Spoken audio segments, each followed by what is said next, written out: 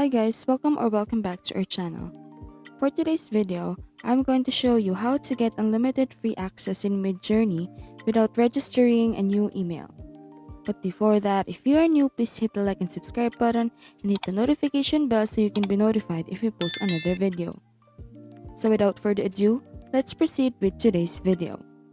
To get started, open your browser in incognito mode, then visit the midjourney.com site.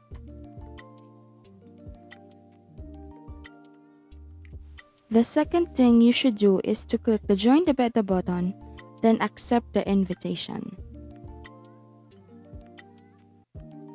Next, you have to remember that you have to log out or remove your existing account in your Discord platform. There are times that you have to fill in the requested information, but you can do it by inventing any name. Then answer the security measure by clicking the necessary pictures to proceed. But if you don't have that, you are still good to go. Continuing the process, choose a room in the channel and confirm the conditions. And you're done.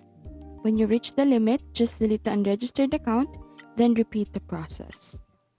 That's it. Hope you learned something from this video. Don't forget to like and subscribe, and hit the notification bell if you want to see more of this.